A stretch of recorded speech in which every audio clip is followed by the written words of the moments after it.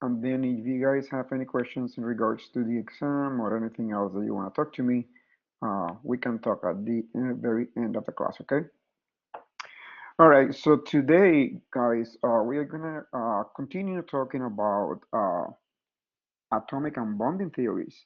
So far, we have discussed very much in details of valence bond theory, and you guys know now a lot about hybridization and geometry of these molecules. And I think I'm very happy with the result of the exams. Everybody seems to have a pretty good understanding of these concepts.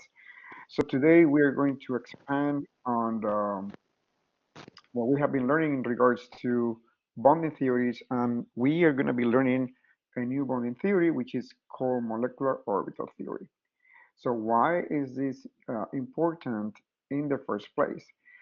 Well, molecular orbital theory is based on quantum mechanics, and it will allow you guys to give a much more thorough understanding of bonding in molecules. And it also is extremely useful because it also allows to explain the structures and electronic distribution of molecules, for which valence bond theory really fails to give an accurate representation of their structure.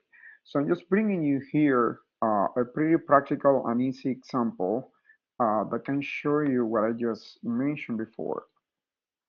So here you see in this picture, what's happening here is uh, liquid oxygen is being actually flows through these two magnets here. Okay, that this is an experiment with oxygen molecules. So oxygen molecules, they are obviously they are randomly oriented, as you can see in the top picture here. Okay, so when these molecules are placed in between two in a magnetic field, so in between the two poles of the magnet, interestingly, what happens is that the oxygen molecules will be lined up with the magnetic field. And that also allows the molecules to actually stay suspended between the two poles of the magnet, which is pretty cool to see. You can see in the picture over here. If you do the same experiment with, for example, nitrogen, the liquid nitrogen just flows through. Oxygen stays suspended because there is an attraction towards these magnetic fields. This is a property found in several molecules, not only in oxygen, and this property is called paramagnetic. Okay, so oxygen is paramagnetic, and it's a property that is found in molecules that happens to have unpaired electrons. Okay, now according to valence bond theory, remember how we discussed about Lewis structures, showing with dots the electrons, the valence electrons for uh, these molecules, and we learn about Lewis structures in organic molecules too. So if we were to draw the molecule of oxygen using the valence bond theory, we will be showing something like this, right? I have two lone pairs of electrons. Uh, as you can see, in this Lewis structure, you have two lone pairs, so the electrons are actually not unpaired, right? So there is no unpaired electrons in either oxygen. So according to this representation, oxygen should be diamagnetic. And it is paramagnetic. It's proven experimentally. So obviously, valence bond theory fails to really explain why oxygen is paramagnetic. So there is something wrong with this representation. Okay, and that's a very simple example of why we need to have in hand some of the bonding theories to explain cases like this. There are some other more representative examples of molecules in which valence bond theory also fails to give you an accurate representation of the electronic structure of such molecules. We'll see that also in the following classes. And in those cases as well, knowing molecular orbital theory will be pretty useful to understand once again the real electronic structure of such molecules. Okay, so what is molecular orbital theory and what is the big difference compared to what we have learned before in terms of valence bond theory? Okay, so molecular orbital theory is simply, guys, a different perspective of viewing electrons, structures of molecules, and arises from quantum mechanics. Can somebody ask a question? Can you explain why valence bond theory doesn't explain why oxygen is paramagnetic again? The molecule seems to show on electrons. So, uh, sure, Tamid, as you can see in the structure that I show here, an unpaired electron is a single electron, right? So this, according to this Lewis structure, you have two electrons in the same orbital, two electrons in the same orbital here. So you have an orbital with two electrons, both electrons are paired, so not unpaired electrons. That's why I said that valence bond theory fails to show oxygen paramagnetism. Is that clear now? Okay, good. So I was saying, what is exactly molecular orbital theory, guys? So molecular orbital theory is simply, once again, it's a different perspective of viewing electrons structures in molecules, and it arises from the results of quantum mechanics. So first and foremost, I'm gonna type it in the chat. Remember, guys, that in valence bond theory, uh, we are considering a bonding to take place between adjacent atoms. So pretty much in valence bond theory, we are basically talking about electrons to be localized. So that's the most important thing here. So valence bond theory, I'm gonna write here localize. Okay, remember how we were talking about before bonding, the atomic orbitals of each atom will be hybridized to form new bonds, and we'll learn about sigma bonds, about pi bonds. And in every one of these cases, we were discussing about bonding happenings in between two adjacent atoms, right? So that's a consideration of valence bond theory that I could say is the main difference in between this theory and molecular orbital theory, which is what we are learning today. So now in molecular orbital theory, valence electrons will be considered to be delocalized over the entire space of the molecule. So we are not talking anymore about bonding happening in between adjacent atoms. Once again, we are talking about the electrons occupying the orbitals that actually occupy the entire space of the molecule. So you have to think about now that's we talk about it also in the previous classes how electrons have wave-like properties, right? So they behave as waves. We'll talk about this again. But in any case, that's the significant difference. So just as we consider that when we have two atoms forming a bonding according to valence bond theory, the electrons are sharing between these two atoms. Now, when we have atoms combining to form new molecules, these electrons are going to be found, the electron density will be found in regions of space that actually occupies the entire space of the molecule, and not talking about localized bonding in between two adjacent atoms. That's the fundamental difference between these two theories.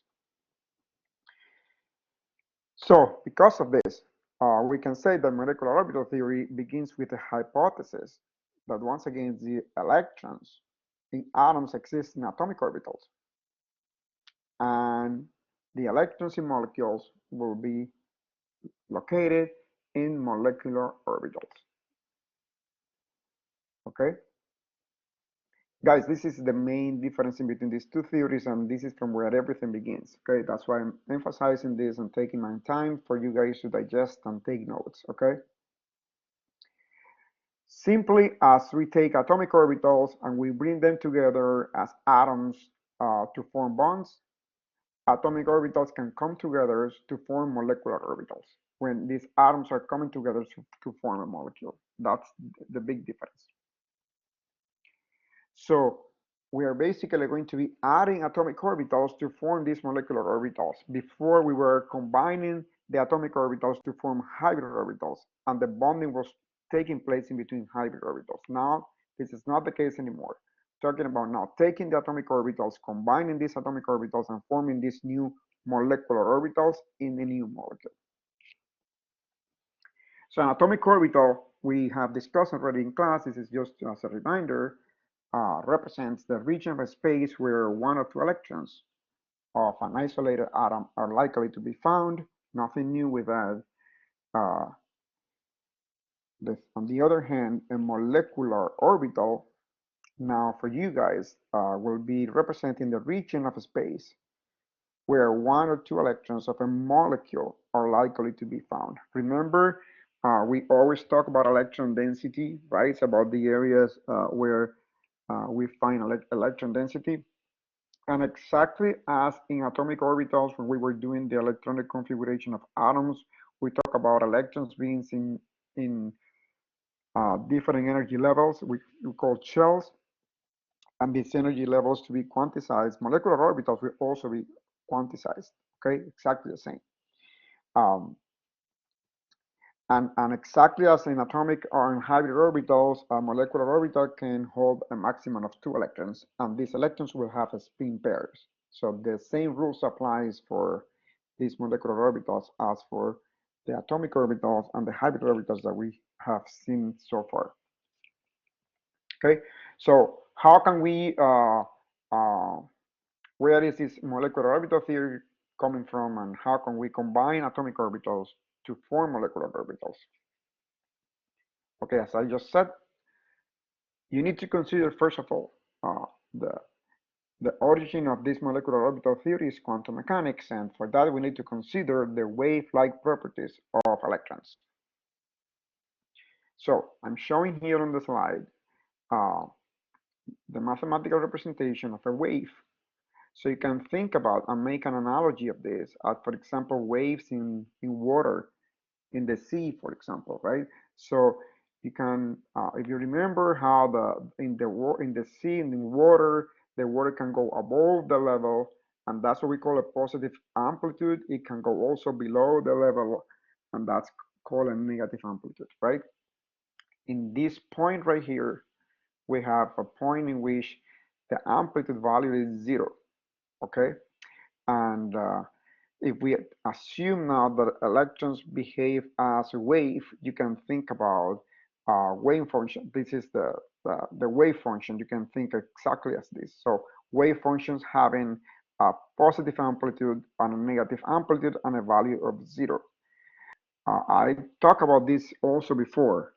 Remember how I explained to you guys why the s orbital is in a sphere, why the p orbital um, is a lobe, right? We talk about the solutions of the Schrodinger equation, which is quantum mechanics. And I insisted many times, particularly for the organic textbook, which is one of the main points of this class, that you guys can start looking and reading the organic textbook, to be careful when you see the shade in the colors in the orbitals. In our textbooks, they show us blue and red. So, or if you see some other textbooks that can show as some section of the orbitals to be shaded, some others are not.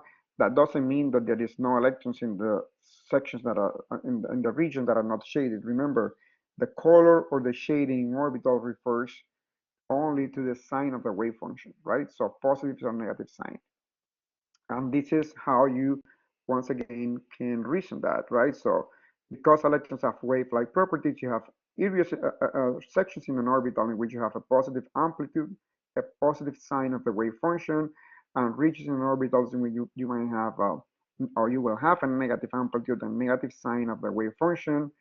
For the p orbital, you remember how I discussed we had a point in which, on a plane in which there was 0 electron density because the value of the wave function there was 0. And we refers to the probability density, the probability of finding an electron in an orbital, as the square of the wave function. Okay, that way, obviously, the square of the positive and negatives could be the same raw number, and that's the probability density. So, bottom line of once again, I'm repeating this, valence bond theory, electrons are localized, bonding happening in between adjacent atoms. Molecular orbital theory, electrons are delocalized, and they will be placed in molecular orbitals, which occupies the entire space of the molecule. right? That's a big difference. Now, because electrons have wave-like properties, we just need to learn now how to combine atomic orbitals to form molecular orbitals. And we're going to call this combination linear combination of atomic orbitals, LCAO. Only thing you need to know now, because we're going to start with very simple examples, is that to combine atomic orbitals, they will be orbitals which have the same symmetry and also very similar in energy. Okay, these two things are important to remember. And then how can we combine, why do I mean exactly by combining atomic orbitals to form molecular orbitals? So remember, guys, once again, electrons have wave-like properties. And I said to you before, the solution of the Schrödinger equation for an s orbital, if you plot that solution, that's an sphere. That's the reason for the shape of an s orbital. So if you can think about combining this atomic orbital as combining these equations mathematically as well. And if you also reason and make the analogy of electrons behaving as wave, you can imagine that in any potential, let's say you're going to combine two orbitals, orbital A and orbital B. Very simple example. So one possibility could be in which both orbitals, both electrons in both orbitals have wave functions that are actually in the same phase, which is this, right? So you combine A and B. One option is that both wave functions are in phase. We are assuming obviously that these wave functions have the same wavelength. Wavelength, guys, is the distance in between these 2 points here. Okay, so we're assuming that we are combining, once again, wave functions with the same wavelength. So if we combine two atomic orbitals, okay, in phase, and we call it in phase when, once again, both wave functions have the same phasing. Combination of two atomic orbitals in phase. The result of that is obviously a reinforcing effect, and the amplitude of the wave will increase. You can see if you mathematically add these two, obviously this is going to get bigger, so the amplitude is going to increase, and the result is a reinforcing effect. We're going to call this in-phase addition a constructive interference, okay? So it's constructive because both the wave function in both orbitals are once again in phase. And the option number two is when you combine the wave function of two atomic orbitals, they could also be out of phase. So they might be having opposite phasing as is showing here on the slide. That's the two options. Third option will be obviously if you combine two wave functions with different wavelengths. We are not discussing this in class. So for now, once again, we're doing this because we are reasoning how do we build molecular orbitals in the first place. Okay. So to build molecular orbitals, we're gonna linearly combine atomic orbitals. And what I'm saying is that you can combine linearly atomic orbitals in two different options. One is when they are both in phase constructively, amplitude increases, and the second option is when both are having opposite phases. So in that case, obviously, if you combine two wave functions that are opposite to one another, they will cancel out. So it has basically a subtractive effect. And the amplitude of the wave function will be zero or change in the sign. So we're going to call this destructive interference or a disruptive interaction. Okay? So summary of this, you combine atomic orbitals linearly to form molecular orbitals. And atomic orbitals could be in phase, in which case they will reinforce, or they could be out of phase, in which case they will cancel out. Okay, and this is once again because electrons have wave-like properties. So the last piece of information that you need to know how to build molecular orbitals is some basic math principles once again, we're combining equations here if you think about quantum mechanics. And these principles are simple that the combination of n atomic orbitals, which is mathematically adding or and subtracting wave functions, will give the same number of molecular orbitals. Very similar to what we did in hybridization, guys, right? Remember when we talk about valence bond theory, you get the same number of hybrid orbitals as atomic orbitals you combine. This is exactly the same. We are mathematically combining atomic orbitals to form now molecular orbitals. So you always get the same number of molecular orbitals as the number of atomic orbitals that were combined to form such molecular orbitals. Okay? Very similar to what you already have learned about electronic distribution of atoms, the molecular orbitals resulting from these atomic orbitals will be also arranged in order of increasing energy. And remember how I said that they always and also will be quantized. Okay? Now these are molecular orbitals which are quantized that also will have increasing a range and increasing order of energy. And as I also said before, a molecular orbital can hold a maximum of 2 electrons, and electrons will be paired with paired spins in each of these orbitals. The rules to fill up a molecular orbital diagram will be exactly the same rules that we follow to fill up atomic orbitals discussed in the previous classes. So nothing new in regards to that, okay? So with that principles in mind, does anybody has a question so far? You can type it in the chat or you can ask. I have a quick question. Okay, go ahead. Um, just really quickly, did you do any polls as since you started class? Because I came in like 10 minutes late. No, not yet. All right, cool. Thank you. I usually do polling, but not today. Okay, haven't done it. Okay, so let's do. I'm gonna change now, guys, the application to start working. At this point, I would like everybody to really get the class notebook and start writing with me together because we're gonna be doing a couple of things together.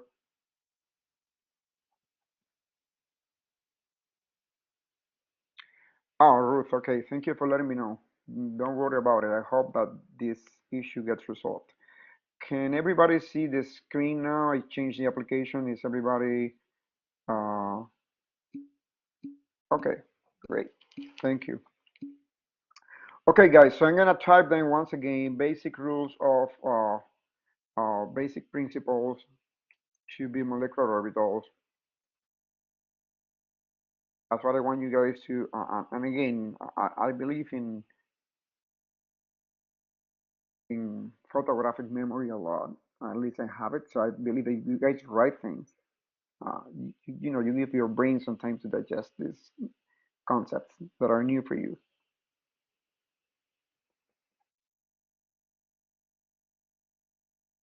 Okay, so some basic principles, combination of n atomic orbitals leads to n molecular orbitals. The same number of atomic orbitals that you combine, that's the same number of molecular orbitals that you will get. Remember, we are doing linear combination of atomic orbitals.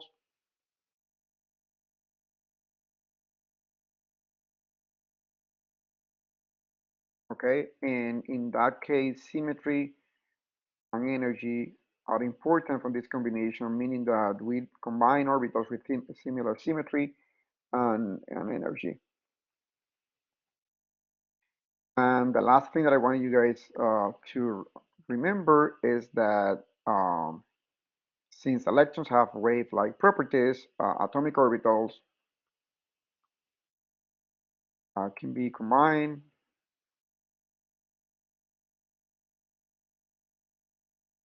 in phase or out of phase.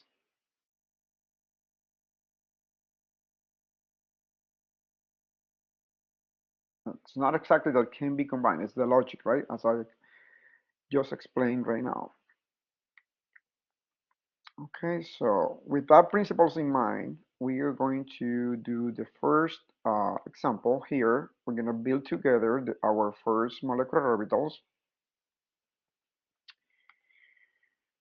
And in that case, we're going to begin with the simplest of the examples, which is combining two 1s orbital. So I'm going to put this here. So the 1s, as I just said right now, the s orbital is an sphere, which I'm going to show here. Okay.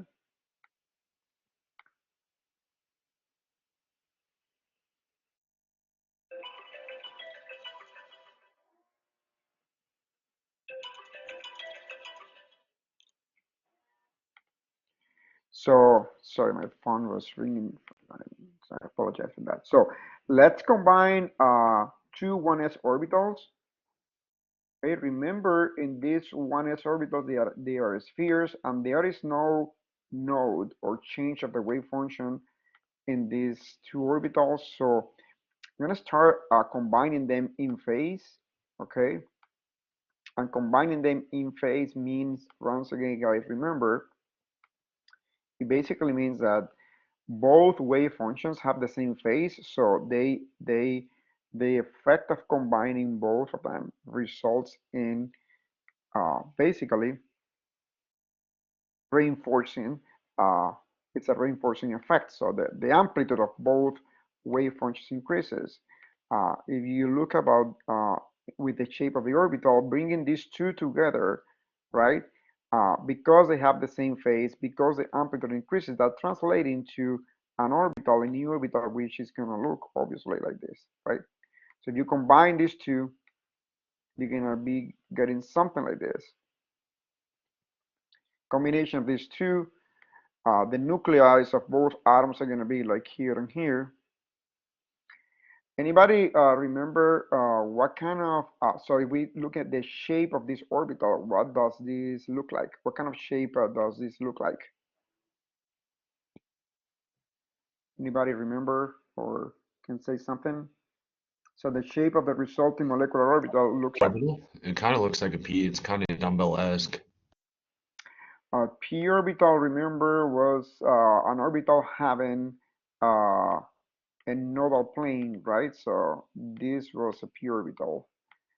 Any other idea? I don't see any nodal plane here. Remember, there is no change in the wave function here, right? So remember what does sigma stands for? I said that in class previously. Why do we even call sigma to an orbital? What does that stand for? Anybody remember?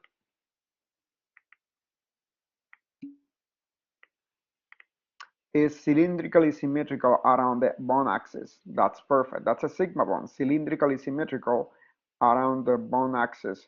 So does this new orbital looks to you cylindrically symmetrical around the bond axis? What do you guys think? Does it look like that or not?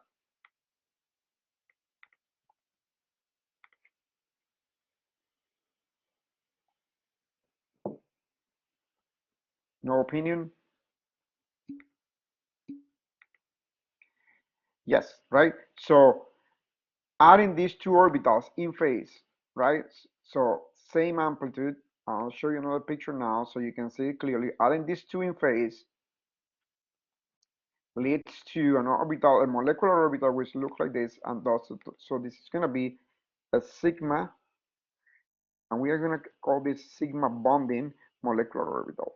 And it's bonding, guys, because once again, the electrons here are in between the two nuclei. There is no change of the sign of the wave function. There is no nodal plane in this new orbital. There is no disruptive interaction. So we're going to call this a sigma bonding molecular orbital. I'm going to see if I can find in this um, my program the sigma letter. Um, Give me 1 second, please. And then, so we're gonna call this a sigma bonding molecular orbital, okay? Okay, there's a question here. Let me give me 1 second. I'll be right back with you guys. Any questions that you may have, you can type it on the chat. I'll be with you. I'm trying to find the Greek letter. Okay, here it is. So we're gonna have, this is gonna be a sigma 1s molecular orbital. Okay,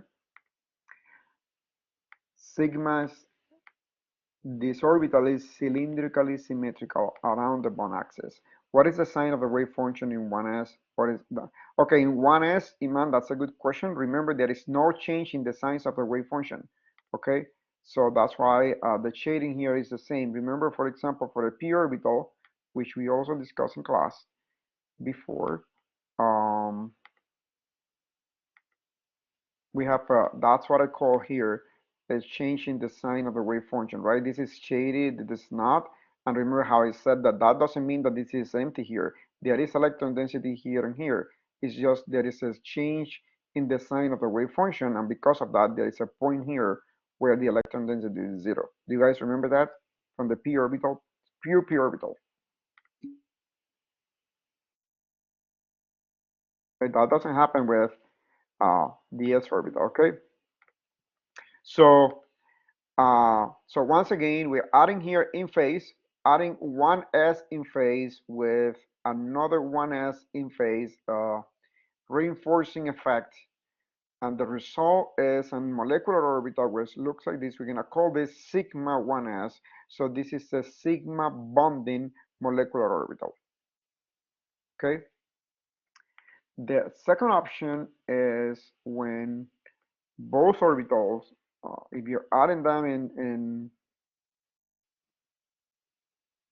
remember, once again, guys, I have the principles here. Combination of n atomic orbital leads to n molecular orbitals. How many atomic orbitals am I combining in this example that I'm giving you? How many atomic orbitals am I combining here? Two atomic orbitals, right? So if I combine two atomic orbitals, how many molecular orbitals should I expect to get? Two molecular orbitals, right? Good. So that actually means that and one of the molecular orbital is a result of the in-phase addition, which is the sigma bonding, right? The second molecular orbital will be the result of out-of-phase addition. So we're talking about now the two s orbitals on with different phasing, out-of-phase interaction. So this is a disruptive interaction. Remember how we said that adding them up basically brings to the disruptive effect. So there is a cancel, they cancel out, so the sign of the wave function changes. And that basically creates an orbital which looks like this. So the sign of the wave function changes, they cancel out. So there's going to be an area in this orbital because there will be canceling out of these two wave functions, creating this change in the sign. There is going to be an area in which the electron density will be zero, right? So that's the whole point of changing the sign of the wave function. So I'm gonna write here phi square 0. We find the okay, so phi square, which is the electron density, probability density, remember, that's gonna be 0 here because obviously there is a sign of wave function. Why is there a sign of wave function in the sign of the wave function? Because we're talking about two orbitals that are out of phase. So my drawing here is not gonna be perfect because I'm using the program to show this. But I'll try my best, okay? Try my best. I'll show you now in the slide. It's not.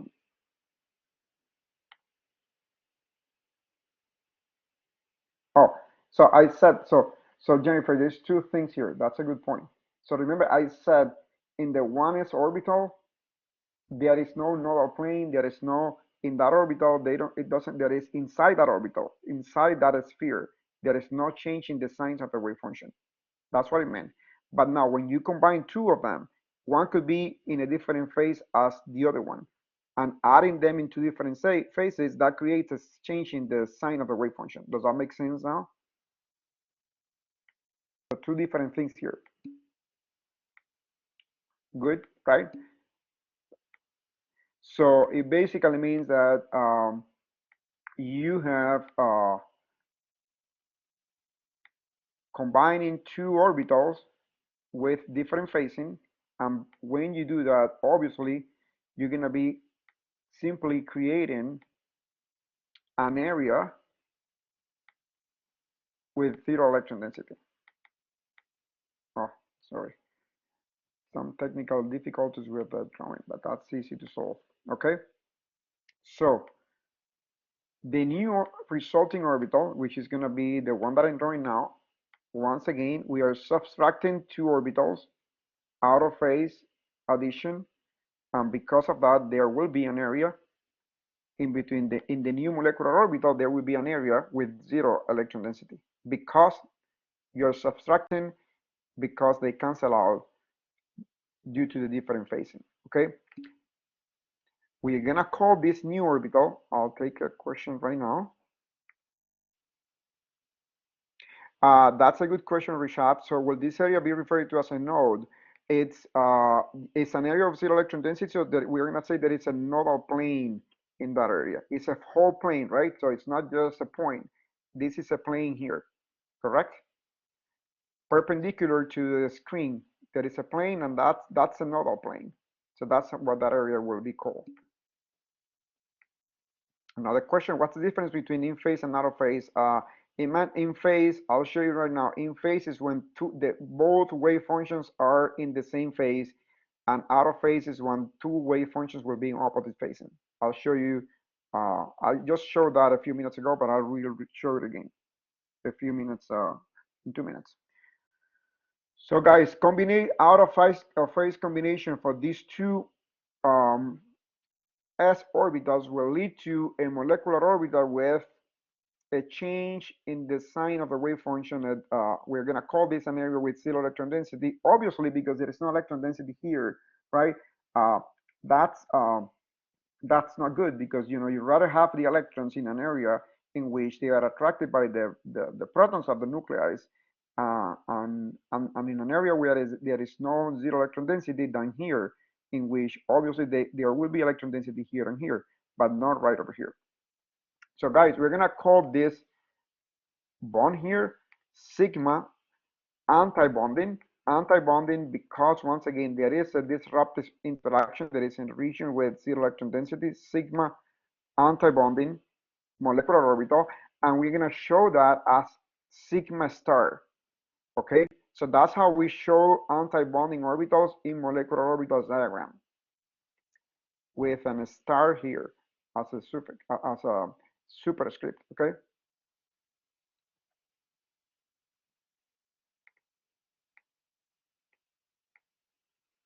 All right, so going back to this idea once again, what we are learning here now is how to build molecular orbitals. I said in molecular orbital theory, just to recap everything we have discussed, in molecular orbital theory now, the electrons will be in molecular orbitals, right?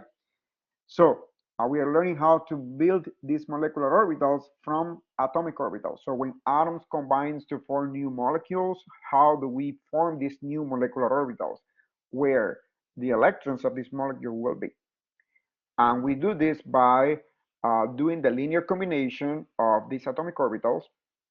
And we know that orbitals will be interacting when in phase, so when both have the same phases, or out of phase when they have opposite phasing. So if we combine two atomic orbitals, we form two molecular orbitals. Okay, one of them will be bonding, because once again, everything is bonding here, no region with zero electron density, and one of them will be antibonding, all right, out of phase interaction. So if we were to show this representation in an energy diagram, so we will have one s atomic orbital on one side of and then another 1s, right? So if we were to show this, so as I said, we combine two atomic orbitals, we form two molecular orbitals. So my question is, do you think that the 1s, sigma 1s, and the sigma star 1s will, do you expect them to have the same energy or different energy levels? What would you be expecting? So we'll the sigma and sigma star have same energy or different energy. Okay, so Ruth said different energy. Okay, so obviously they will have different energy level because one of them has no change in the change in the sign of the wave function, and the other one does. So which one, guys, will be lowering energy, the bonding or the anti-bonding? Which one do you think will be lowering energy? Bonding or anti-bonding? The lowering energy will be bonding or anti-bonding. So the lowering energy is where the electrons will have less energy, they will be happier, right? So into these orbitals. Here you have two nuclei, and you have electrons all over in this area. There is no disruption, there is no change in the sign of the wave function, there is no area with zero electron density, right? So, and here in the anti-bonding is the opposite. You have an area here in which the value of the wave function squared is zero, no electron density there, precisely because you have an out-of-phase interaction. So obviously the bonding orbital will be lowering energy and the anti-bonding will be higher in energy. Um,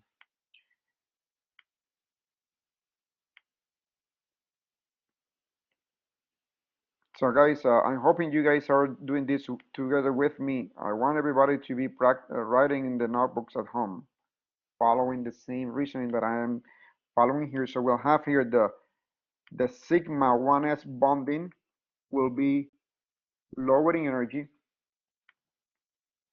and the sigma 1s anti-bonding will be here higher energy.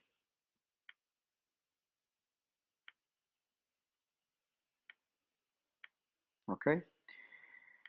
So as a summary of this, and I'm going to show now on the slide the same idea.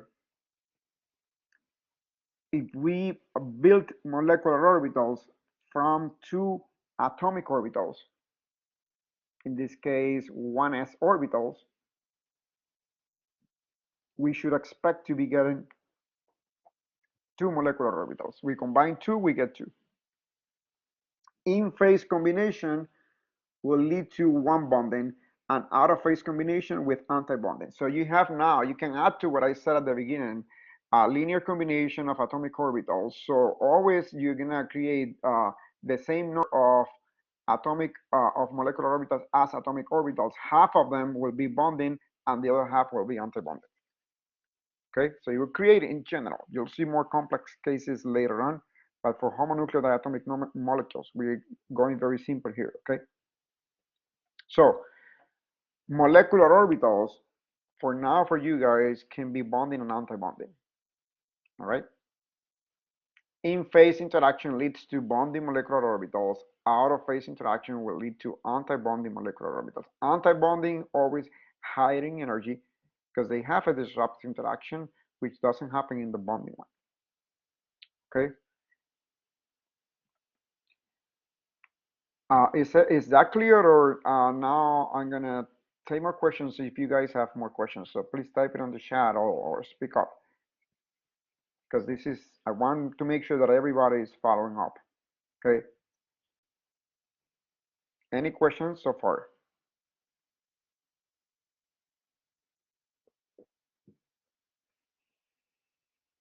No questions? Okay. So I'm gonna do a very quick polling here because I want to make sure that everybody is paying attention. So I'm gonna ask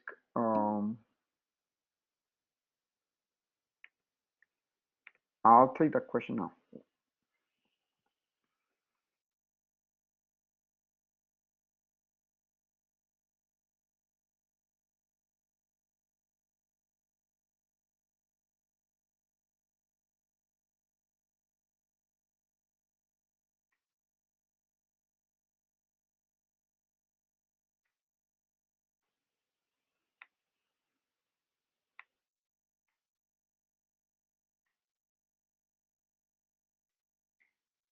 Okay, so I start just polling, so ask a question for you guys, so please answer the question. Let's see how you guys doing with that, and then I'm gonna, in the meantime, answer one question here. Um, so what is the reason that two molecular orbitals are created from two orbitals, so how is that from two atomic orbitals? Because two atomic orbitals can be interacting with one another in two different ways, in phase and out of phase. That's the reason for that. So in phase interaction leads to an orbital with one energy, which is bonding, and out of phase interaction leads to another orbital which has a different energy, which is anti-bonding. Is that clear now, or still confusing?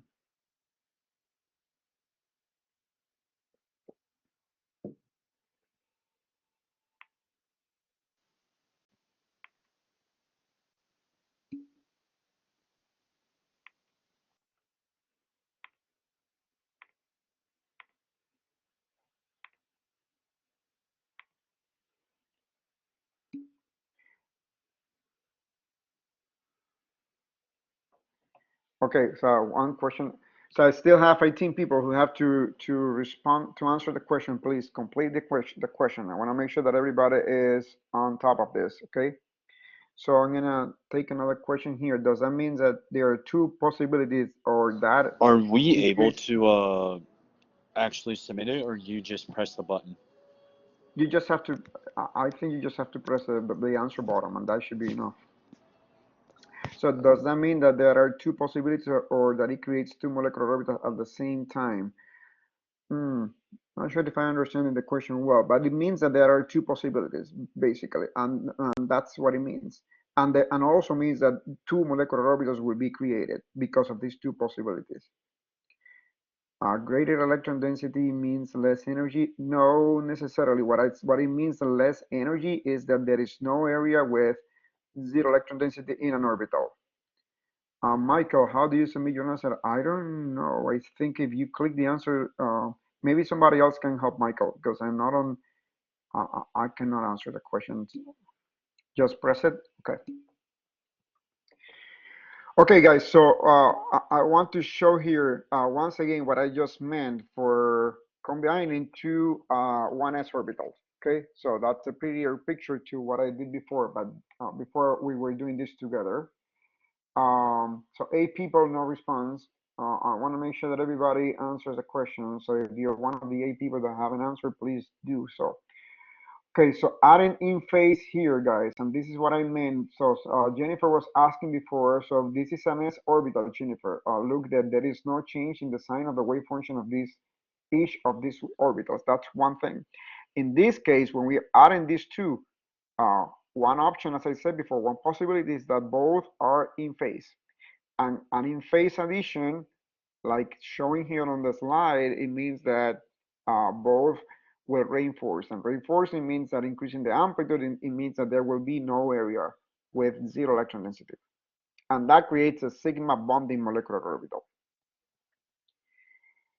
On the opposite, if you combine two s orbital with opposite phasing, as I said, opposite phase, the result of combination out of phase interaction is uh, obviously there will be an area in which these functions will cancel out. And in that area, there will be zero electron density.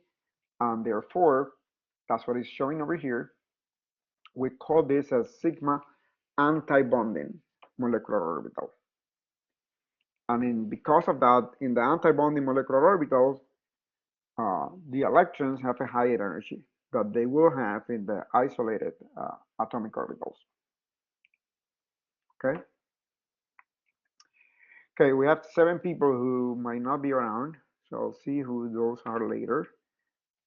But so pretty much everybody answered the question correctly. So we have, so remember guys, I asked when combining 5 atomic orbitals, how many molecular orbitals will I get? I will get 5 because you always get the same number of molecular orbitals as atomic orbitals you combine. So for those few cases of people that did not answer correctly, please check it out. Okay, you always get the same number, and that's important to remember. All right, guys. So that's when you combine two uh, S molecular.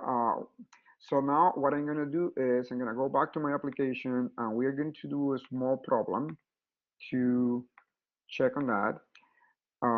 See if everybody really understood this. So I'm gonna go back to my energy diagram here. So what I'm going to do now is I'm going to draw the molecular orbital diagram of the molecule of hydrogen. The simplest example that we can do. So hydrogen molecule. So hydrogen molecule will be the result of obviously two hydrogen atoms combining to form a hydrogen molecule. Each of these hydrogen atoms is going to have one electron.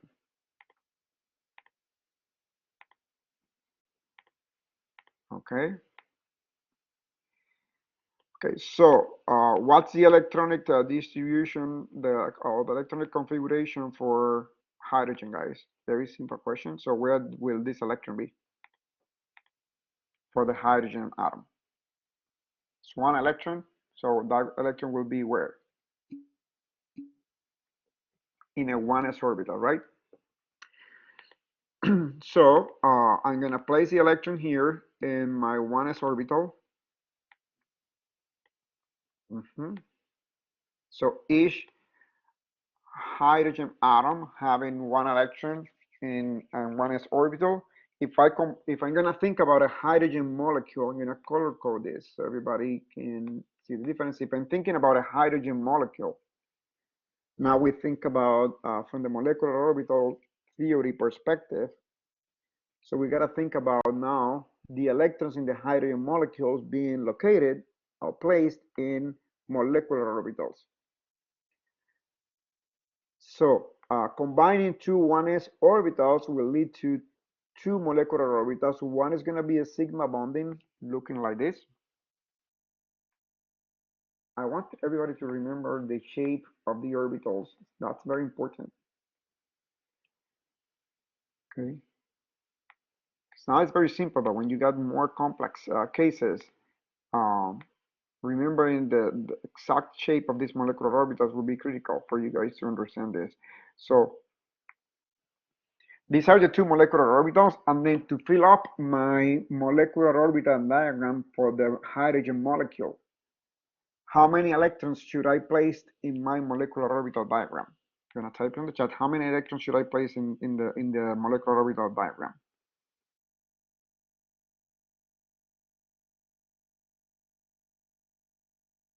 I'm building hydrogen.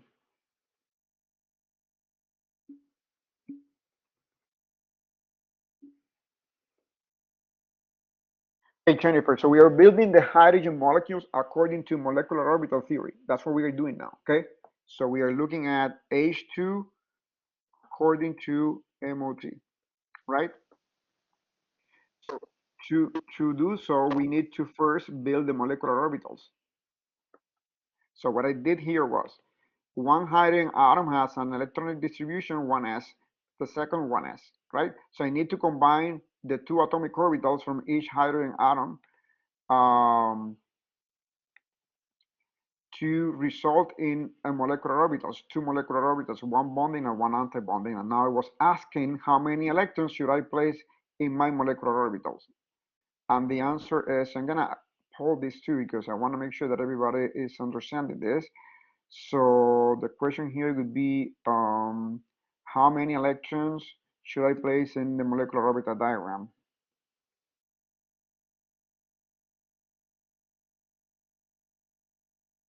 of hydrogen?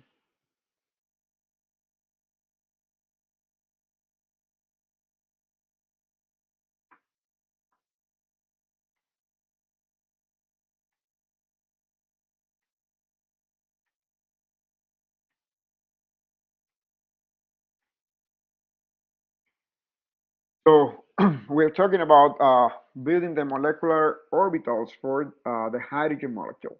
So we combine the atomic orbitals of hydrogens, and by combining that, we know that we get two molecular orbitals, one bonding and one anti-bonding. And now the second question that I had is, now that I have my molecular orbitals diagram built, how many electrons should I place in this diagram? Okay, and so most people seem to say 2. It's gonna give you a few more seconds for the rest of the students to answer.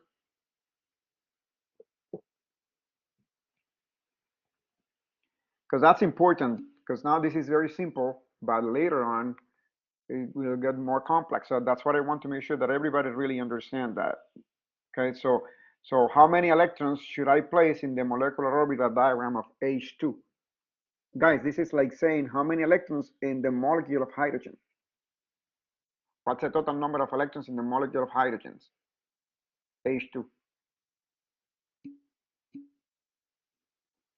A molecule of hydrogen has 2 electrons, right? So the total number of electrons to place in the molecular orbital diagram was 2, because I have 1 electron here. You had it here in the picture, 1 electron here from one hydrogen atom, another here from the second hydrogen atom. So 2 electrons to be placed in my molecular orbital diagram. And as I said before, we're gonna follow the same rule that we used before in class for electronic configuration of atoms. So we fill up molecular orbitals from bottom to top. And each molecular orbitals can hold 2 electrons. Same thing as before. So in this sigma bonding, I'm going to place 1 electron here, and I'm going to place 1 electron here. And that's it. So if I were to ask the molecular electronic distribution for H2, I could say H2, the molecule of H2 will have the electrons in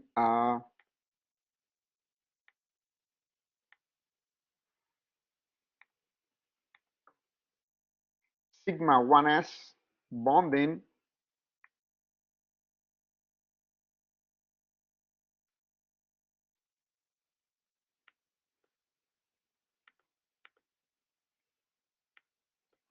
I don't know why this parenthesis is bigger. It's kind of,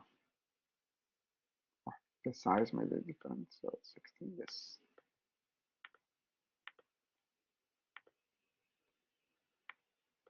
Okay, so both electrons will be placed in the bonding because I filled from bottom to top, and the maximum number of electrons for an orbital is 2, right?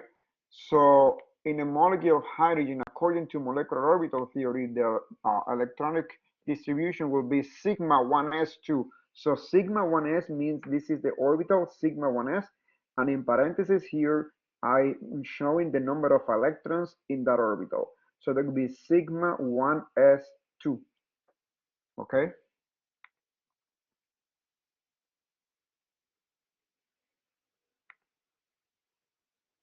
Sigma 1s2, all right?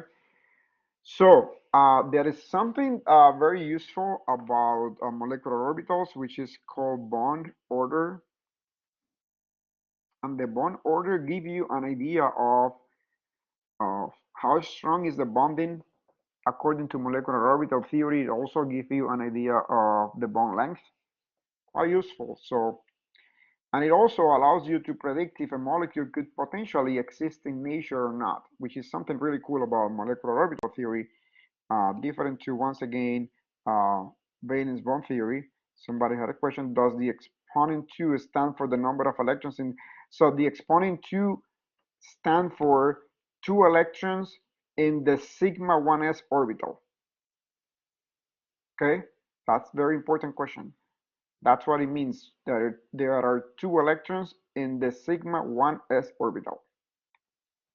So guys, bond order is half of electrons in bonding molecular orbitals minus electrons in anti-bonding molecular orbitals, okay? And we care about the bond order because, once again, it's gonna give you some useful information. We'll see that later on. So what could be the bond order for the molecule of hydrogen?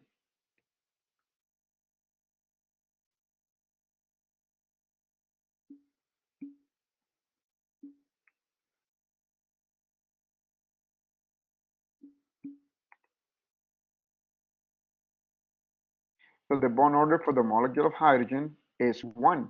That is correct. And that's also important because it's telling you that it's likely to find hydrogen in nature as a molecule according to molecular orbital theory. If you look at the graph here, it makes sense because, guys, what this means and this is how you should interpret this. In a hydrogen molecule, these electrons are located in the molecular orbital, which is lower in energy as compared to the energy of the atomic orbitals. So that's why a hydrogen molecule is possible to be found in nature as opposite to hydrogen atoms, because electrons in a hydrogen molecule will be happier, will be in an orbital lower in energy. Okay. So I want to continuing with this concept, I want you guys to look into the helium. And the atomic number for helium is 2.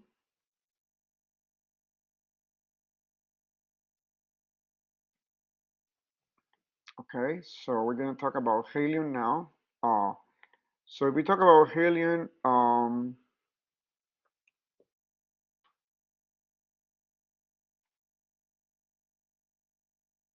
atomic number is 2. How many electrons should I place in the diagram of the helium atom? How many electrons?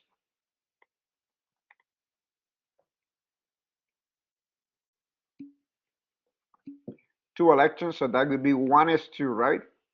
Is that correct? Yes. So that could be 1s2.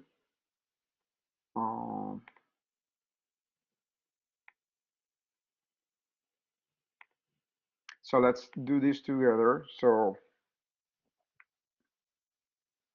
we have 2 electrons here, and obviously we're going to have 2 electrons also here for the second helium atom, right?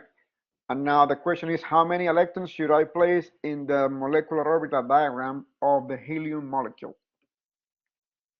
How many electrons in the molecular orbital diagram of the helium molecule?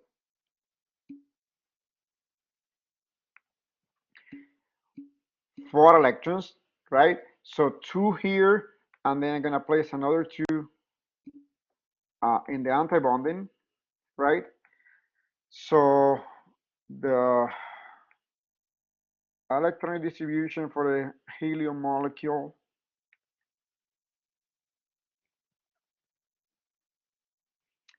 could be sigma 1s2, and then, I'm sorry, would be sigma star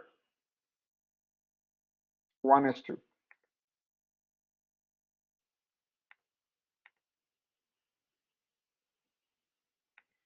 According to molecular orbital theory. So I want to ask now, I'm going to make another pulling here to ask bond order for H2.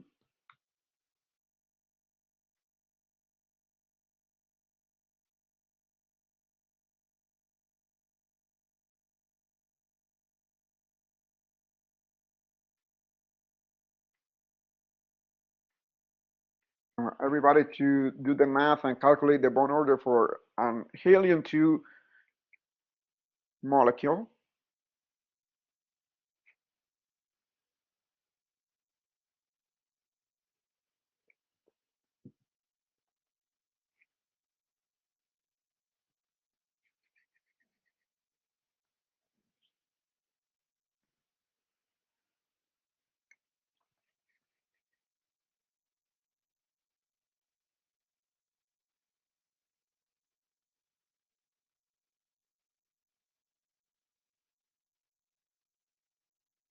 All right.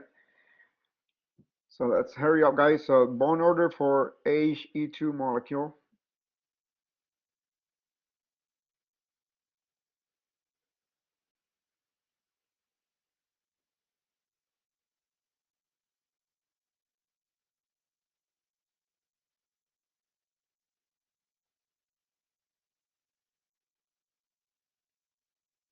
right? So there seems to be some confusion here, so it's good that I did this polling so we can look into now do the calculation. So as I said, bond order is half of the electrons in bonding minus electrons in anti-bonding, right? So how many electrons in bonding molecular orbitals for the He2 molecules? How many electrons in bonding molecular orbitals do we have? So there is only one bonding molecular orbital, which is the sigma 1s. So that's 2 electrons there, right? How many electrons in anti-bonding molecular orbitals for the He2 molecule? 2 electrons in the anti-bonding molecular orbital, the sigma star. So 2 electrons in a bonding, 2 electrons in anti-bonding. Therefore, the bond order for a helium molecule is 0. So that basically, guys, tells you that it's very hard to find a helium molecule in nature because the bonding in between 2 helium atoms will be super weak. And as a matter of fact, if I am correct, the He2 molecule exists. It was discovered in 1993, but it's a rare thing to find. I believe the dissociation uh, enthalpy, so the amount of energy required for breaking up He2 molecule is 0.010 kilojoule per mole. So you can imagine how it's incredibly weak bond order. Okay. So that's what I said. The bond order is the degree of bonding in between the 2 atoms. So the higher the number, the stronger the bond. Exactly. Mm-hmm. So a bond order of 0, it basically means that this bond will be super weak, pretty much you know, unlikely to be found this molecule in nature as happens to He2. Okay. All right, so the next, guys, I want to do a molecule, the next molecule that I want to build the molecular orbitals is the molecule of lithium.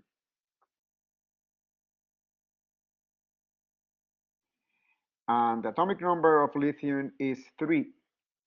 Okay, I'm gonna say atomic number is 3. The first thing that we need to do for the lithium molecule is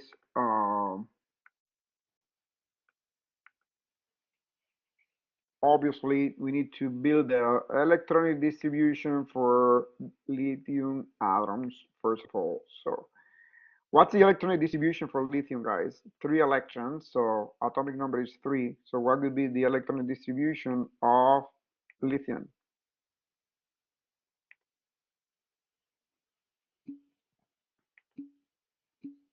One s 2, 2s1. So I'm gonna start building this up here.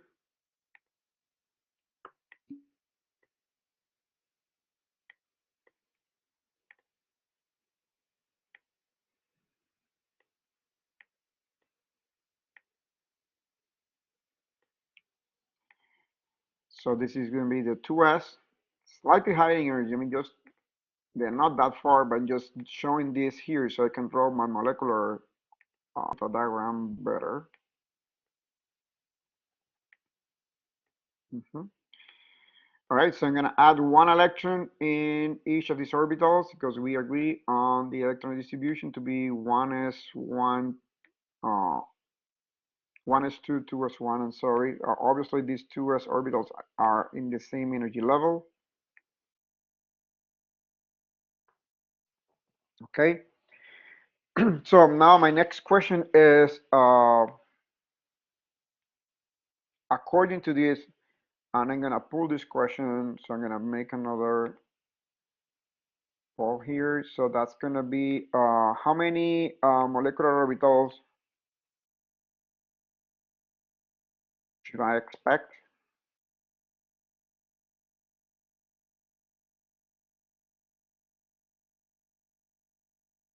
on combining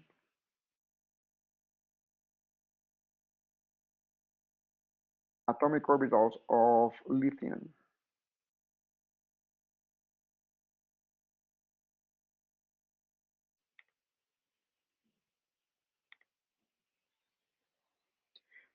So we're talking about trying to make sense of the Le2 molecule. So I'm gonna see how many molecular orbitals should I expect to get if I build the molecular orbital diagram for the molecule of Le2.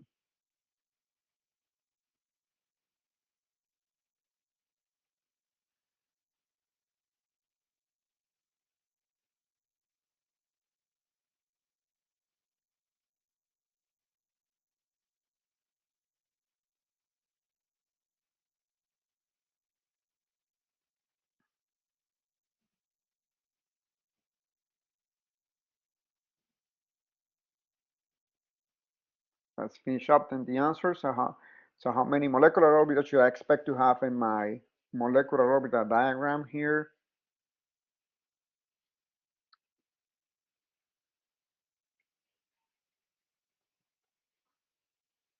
16 people to answer, so please finish your answer ASAP so we can keep going.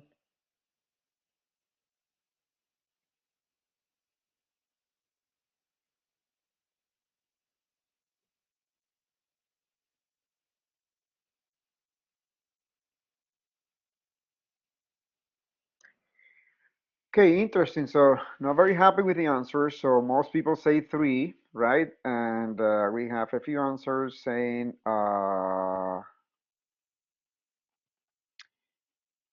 so most people say three molecular orbitals. So guys, so here is the thing. Once again, I'm gonna now ask another question. So how many atomic orbitals will be combined according to my diagram here? How many atomic orbitals will I be combining total? Well, so I have two atomic orbitals here, one s, and there are another two here in 2s. So if I combine these two and I combine these two, how many molecular orbitals should I expect total? Four molecular orbitals. That's the right. That's the correct answer. Was four. Very few people answered that, so we'll need to revise that. And so we'll make another problem to make sure that everybody understands that before we finish today's class, right? So if we combine two atomic orbitals and another two here, that's a total of four. Four atomic orbitals will lead to four molecular orbitals. Okay?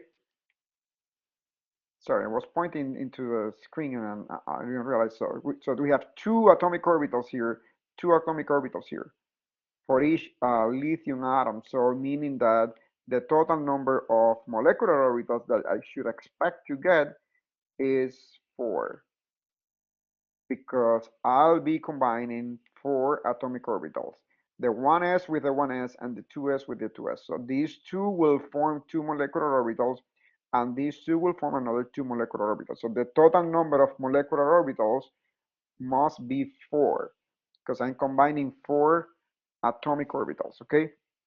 So once again, combining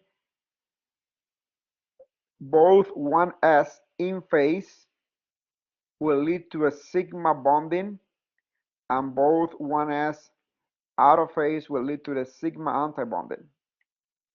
I'm gonna remove the electrons here so no one is confused, because we are only building the molecular orbital diagram now. Okay, so that's how we do it. And I said before, for combining, we need to take into account symmetry and energy levels. Okay, keep that in mind.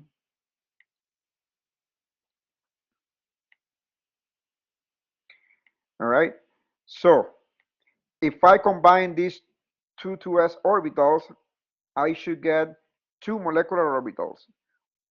In phase combination will lead once again, and combining 2s is high in energy, but it's the same shape of these two is in a sphere. So I'm getting a sigma bonding 2s and a sigma anti-bonding 2s. So combination in phase of these two will lead to a sigma 2s bonding molecular orbital, and combination of these two out of phase will lead to a sigma 2s antibonding molecular orbital.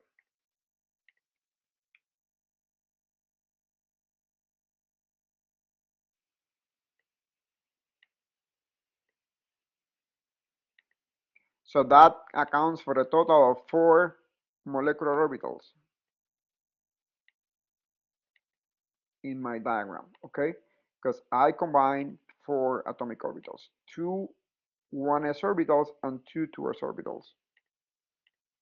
Once again, guys, remember important how the orbital looks like. I want everybody to remember that. Don't want you guys to ignore this, okay? So that would be my molecular orbital diagram, okay? Now my next question is going to be how many electrons? And I'm gonna pull that question, see how do you guys answer that now. So how many electrons should I place in the molecular orbital diagram of Le2?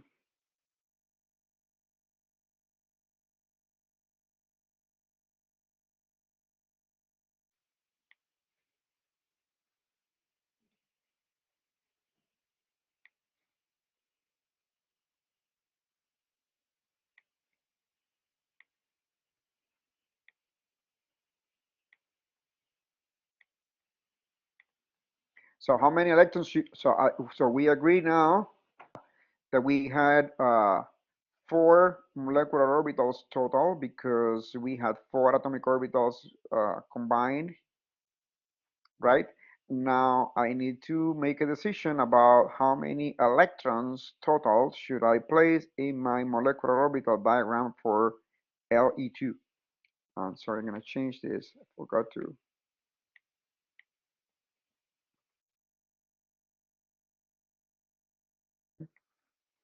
What's the total number of electrons that we are going to be filling up the molecular orbitals with for the Le2 molecule?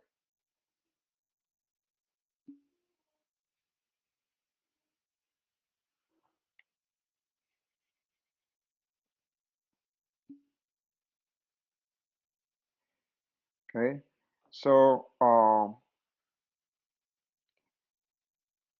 okay, so we're doing much better now.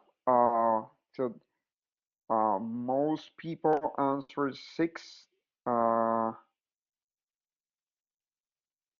which is the correct answer, right? So 3 electrons here in one lithium atom and another 3 here. That's a total of 6.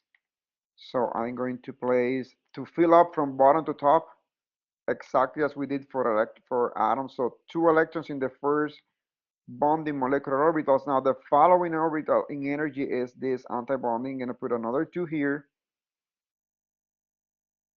And the last 2 will be over here, okay? So that's 6. So on Le2 molecule, the electronic distribution for Le2 molecule will be sigma 1s2, sigma star 1s2, and then we're going to have sigma 2s2. That's a total of 6 electrons. Let's see if we do better now. Gonna also pull another question now. So I want you guys to do the calculation of the bond order. Okay, Jennifer, I'll address your question right now. Give me 1 second. So bond order for Le2.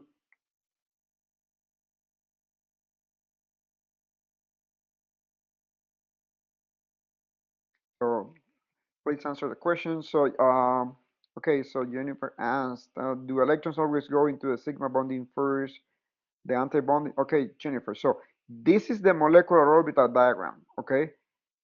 So we know we need to place 6 electrons in this diagram. So we fill from bottom to top 2 electrons in each orbital, exactly as you did for atoms before, when you were doing the electronic distribution of atoms. So 2 electrons in this first orbital, the second orbital will have another 2, and the third orbital will have another 2. That's how we fill it up, okay? First, you need to build your molecular orbital diagram, then decide how many electrons to place in it, and then you fill up from bottom to top until you reach the amount of electrons that you need to add to it. Okay, so the bond order for Le2, please. 20 people still need to answer. What's the bond order for an Le2 molecule?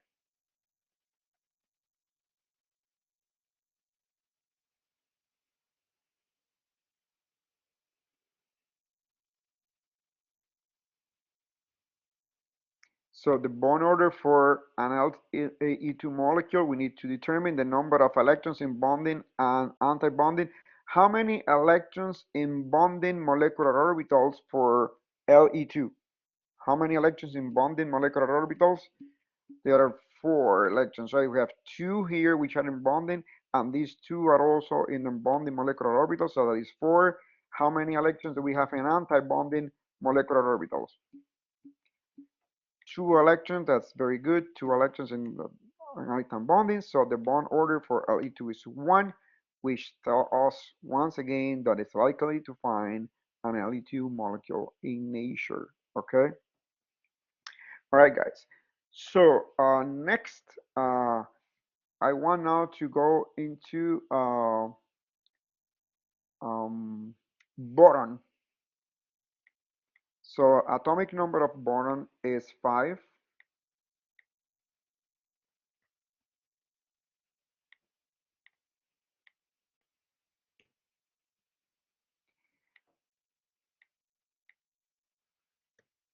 Atomic number is 5.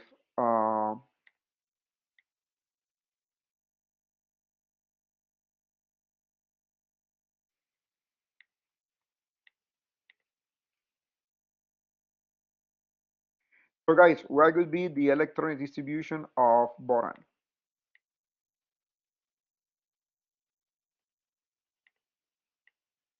That's the first thing we need to figure, right?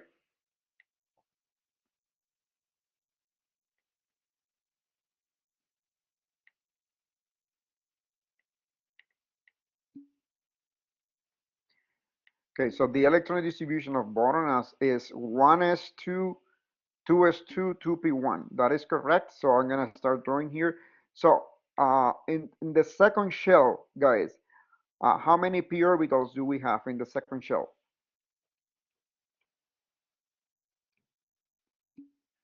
3 p orbitals, right? That's good. So we have one. So total number of orbitals in shell number 2 is 4. So we have a 2s and 3 2 p orbitals. What's the angle in between the p orbitals, guys? Anybody remember?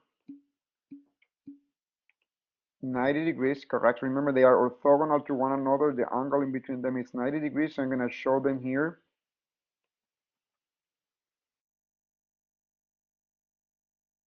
The program is making this. I'm going to try to resolve it.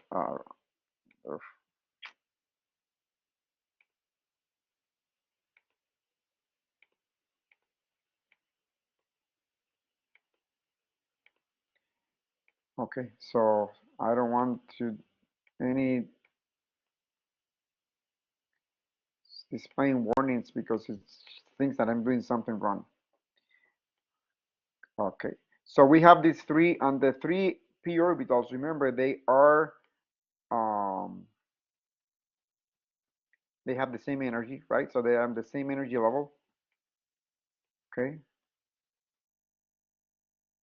the 3 p orbitals here. So I'm gonna say px, y, and z, right?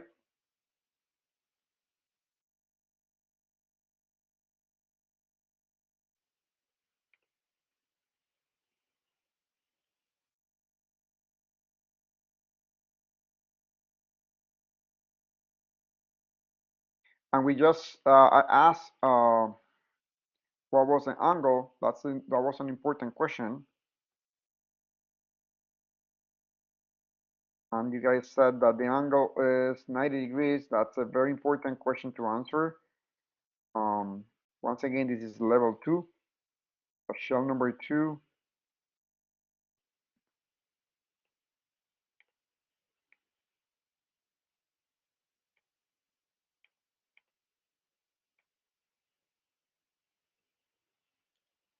So we said the electron distribution was 1s2, 2s2, 2p1. So I'm going to add 1 electron here in each each atom of boron, one here, this here. Okay. All right. So now my question is the following, and I'm gonna pull that question again. See, this is a slightly challenging question. Okay. I want you guys to think the answer. How many molecules should I expect? In fact, let me do this. Sorry. So everybody knows that there are three, but I'm going to remove these two for now, okay? Because there is only one of them occupied. Sorry, somebody asked a question. I'll take care of that now. Or okay. Oops.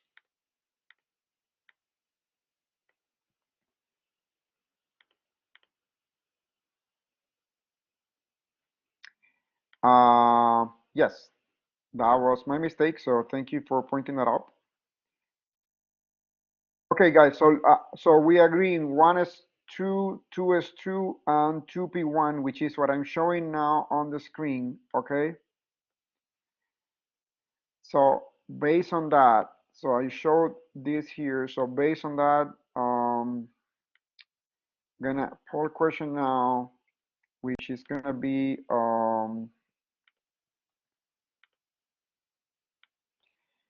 how many molecular orbitals should I expect for B2?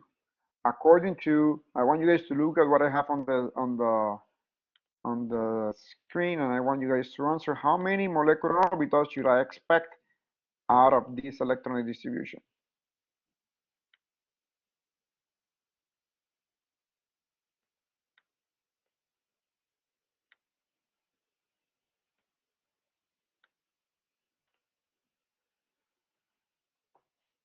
For a molecule of B2, how many molecular orbitals should I I'm sorry.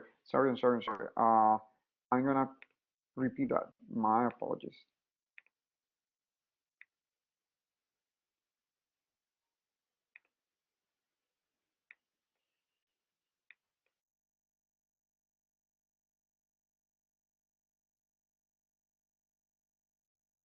There you go. So my apologies. So I'm gonna pull the question again. So how many molecular orbitals should I expect for the B2 molecule? So in the previous example, a lot of people got the answer wrong. So let's see now.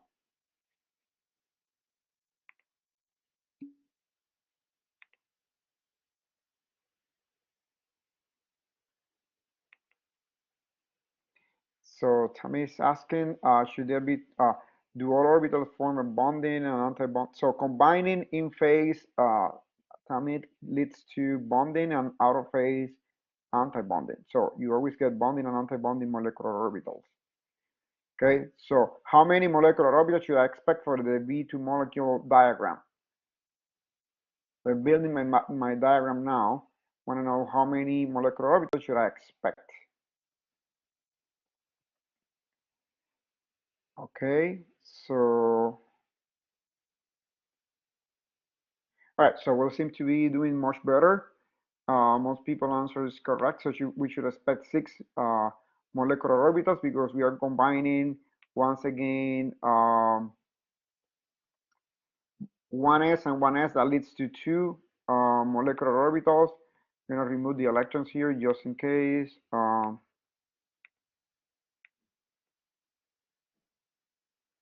In 1 sec.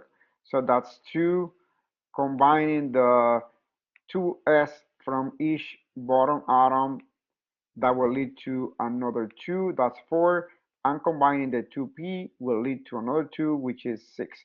Now, guys, this is the combination that I show for the s orbital, which are a sphere. So I'm going to do with you now combination of p orbitals. Okay, so I'm saying that we are combining here 2 p orbitals, and as I explained in class before, the shape of a p orbital is a lobe, as you can see here. We can combine orbitals in phase and out of phase, right? That happens always. So let's combine these 2 p orbitals in phase. So in this case, this is an in-phase combination because you can see how the shading here is the same and the shading here is the same. When they come together to form a molecule, you can see how these two orbitals are in phase. So that's what I'm, combination of in phase leads to the um, obviously reinforcement of the wave function because they are both in the same phase. So we will be having basically an area with no change in the wave function above and an area with no change in the sign of the wave function below. The new orbital will look like this, right? We still are going to have obviously a nodal plane, which is the line here. So I'm gonna write it here just in case. We still have a nodal plane here because every p orbital obviously has a point here in which the electron density is zero, right? So in-phase combination leads to this orbital. How about, so what this, the shape of this molecular orbital looks like what, guys? What kind of orbital does that resemble? The one that we just formed. Sigma, sigma. Does this look like a sigma orbital to you guys, or how does this look? I look at the sixth shape of the sigma Actually, orbital here. no. Well, it's So kind of like the, P, but kind of sigma. So so when we talk about p orbitals before, remember we talk about double bonds and trigonal planar geometry, right? So how this is exactly looks like a p orbital. So we're gonna call this orbital a pi, sorry, it's not p pi, a pi molecular orbital. Okay. So I'm gonna look for the symbol right now. So that's gonna be a pi bonding. So it looks exactly as a pi bond. Remember what's the pi bond? We had it in the exam, side by side overlapping of pure p orbitals, right? That's the definition of a pi bond, and the pi bond looks exactly like that. So this is gonna be a pi, pi px. We're gonna call this, okay?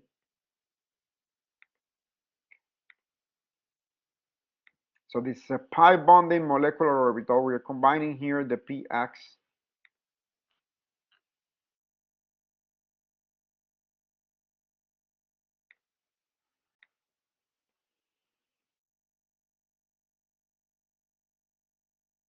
So once again, in-phase combination leads to a pi bonding molecular orbital, which looks like this, okay? And the second scenario is when you combine them out of phase. Out of phase combination is when you have opposite phasing in the p orbital. So that would be this scenario here, right? So you have, they come together here and you have different phasing in this, in the top lobes and in the bottom lobes. You have different phasing. So that's why you have an out of phase combination. And guys, obviously, in this case, that's gonna create a change of the sign of the wave function here. So obviously, in addition to the nodal plane that you have before, now we're gonna have a second nodal plane. Okay. And the new orbital, I'm not sure if I'm gonna be able to draw this. Okay. Oh wow, yes, I can. I'm so happy. So the new orbital is going to look like this.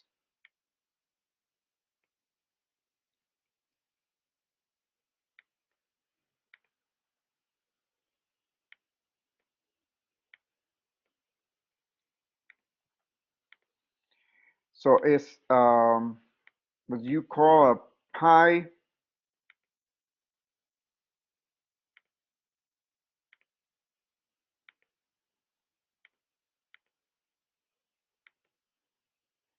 anti-bonding molecular orbital, okay? And we show this as I star.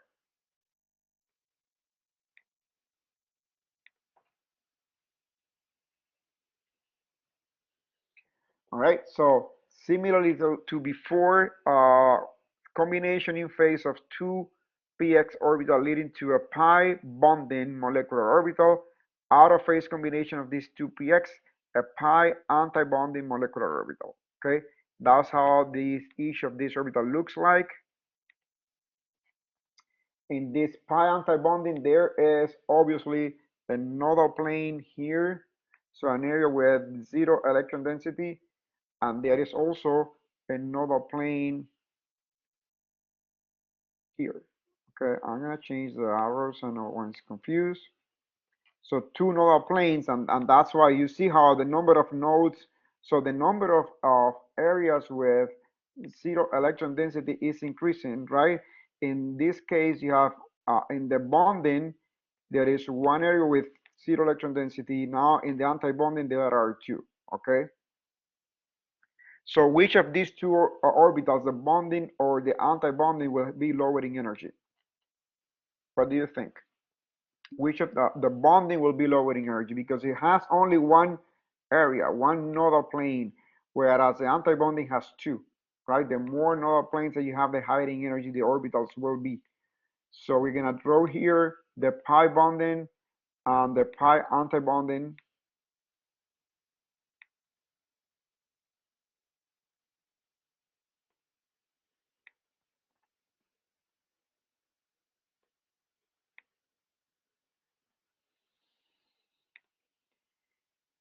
So it's gonna be pi px here and the pi antibonding on top.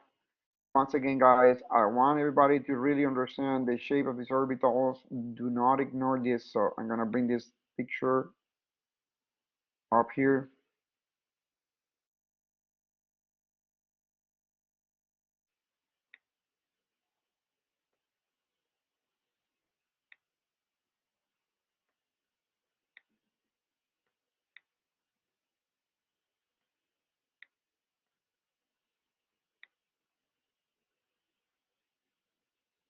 And then my pi antibonding on top.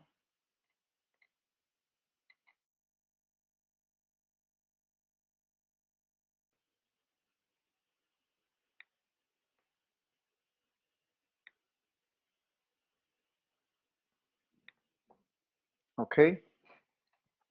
So that will complete my molecular orbital diagram. So my question now is gonna be, I'm gonna pull the question again before we finish. We're gonna finish the class with this today. So how many electrons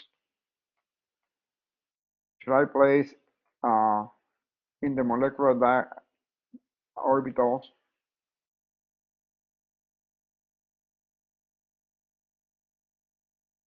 of B2? See how many people answered that question correctly.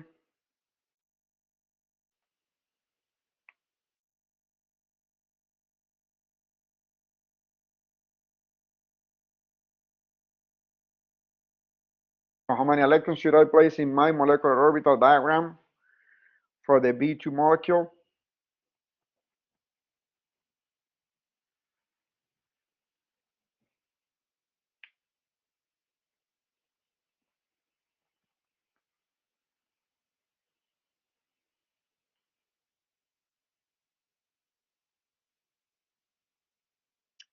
Come on, guys. 30 people need to answer. Let's answer quickly. How many electrons should we place in the molecular orbital diagram?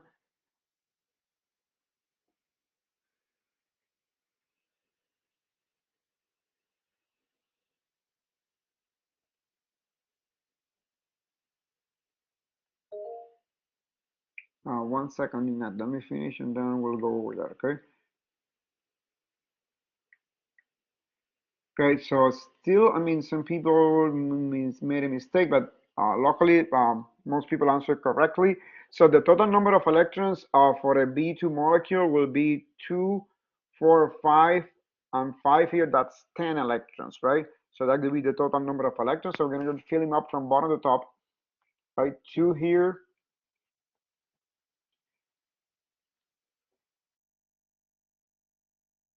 Another 2 here, that's 4. Another 2 here is 6. Another 2 here is 8. And another 2 here is 10. So for a B2 molecule.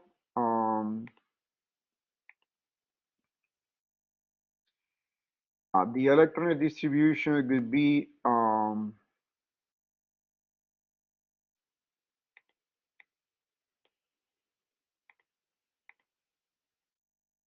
sigma 1s2, sigma star 1s2, sigma 2s2, then sigma star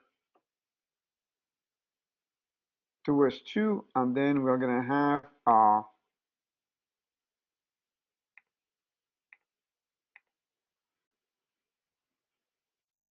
IPX2. That would be the last one.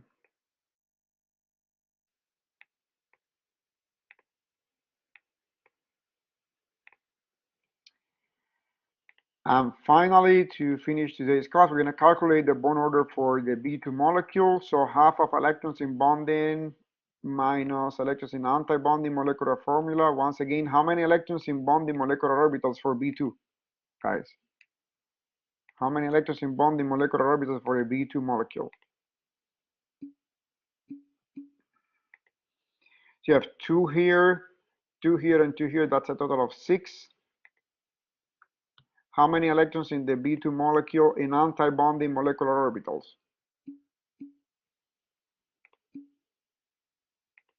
That's 4, so 2 here in anti-bonding and another 2 here in anti-bonding. So the bond order obviously is 1, which means that it's likely to find a B2 molecule in nature, okay? Okay, guys, with that, we are closing today's class about this introduction to molecular orbital theory. In the next class, we're going to continue learning about MOT theory, getting into more complex molecules, and learning to, hopefully, once you learn this, it will be a lot easier for you next semester to look into molecular orbitals of organic molecules, which is the whole point of this. Give you the basis, the tools that you need to understand MOT, and apply that for the future for next semester. I'm going to stop the